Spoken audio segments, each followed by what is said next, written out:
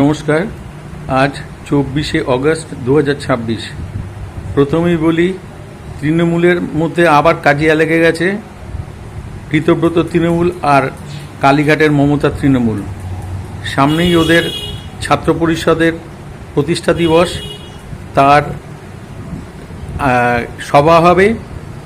সেই প্রতিষ্ঠা দিবসে সভা কে গান্ধী মূর্তির পাদদেশে করবে তাই নিয়ে ঝগড়া শুরু হয়ে গেছে। দুজনেই কোর্টে গেছে, কিন্তু এখনও আগামীকাল তার ডিসিশন হবে। পুলিশের কাছে গেছিল, পুলিশ কোনো দলকে পারমিশন দেয়নি। এইবার এরা বুঝতে পারছে যে 15 বছর ধরে এরা বিজেপির সঙ্গে যা করেছে, 3 মাসের মধ্যেই এরা বুঝে গেছে যে কেমন লাগে যে পারমিশন আনতে, কোর্টে যেতে। পুলিশের কাছে গেলে পুলিশ পারমিশন দেয় না। এবার হচ্ছে পুরো যেমন কুকুর তেমন মুগুর, এদেরকে ওই করেই রাখা উচিত, কেন এরা হচ্ছে একদম নিকৃষ্ট জাতের প্রাণী। আর শুভেন্দু অধিকারী জানে যে তাদের কি করে রাখতে হয়। এবং ঋতব্রত তৃণমূল আজকে আবার হাইকোর্টে জানিয়েছে যে তারাই আসল তৃণমূল, তাদেরকেই গান্ধী মূর্তির পাদদেশে সেই অনুষ্ঠান করতে দেওয়া হোক।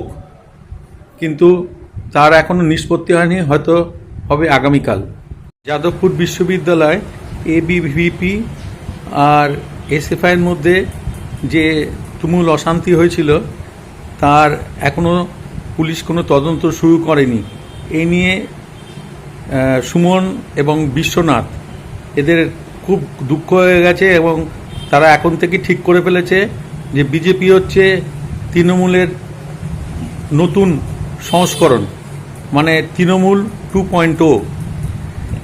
তারা বিজেপি পার্টি খেয়ে গেছে, কিন্তু ওরা জানে না যে ওরা কত বড় পার্টিবাজ। এর আগে, ভোটের আগে মমতার চামচাগিরি করে বেড়াতো, আর এখন সব আর কি বলবো, এখন একদম সতী হয়ে সব সংবাদ, মানে যে যা বলেছে সঙ্গে সঙ্গে সব করতে হবে পরিষ্কার। আর যা বলেছে বিজেপি, আগে অপেক্ষা করুন, দেখুন কি করছে, তারপরে বলবেন।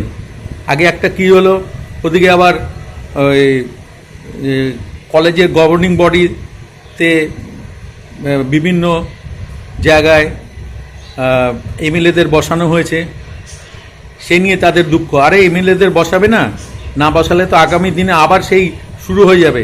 কিছু যদি অন্য কেউ একটা করে, তার ডাইরেক্ট স্টেপ নিতে পারবে যদি সরকারের লোক থাকে, নলে সেটা সম্ভব নয়। এই জন্যই বলি যে সুমনের একটু ভেবেচিন্তে, ও তো নিজের ব্যবসার কিভাবে হয়, সেই জন্য আজকের মতো এখানেই শেষ করলাম। নমস্কার। বন্দে মাতরম। ভারত মাতা কি জয়।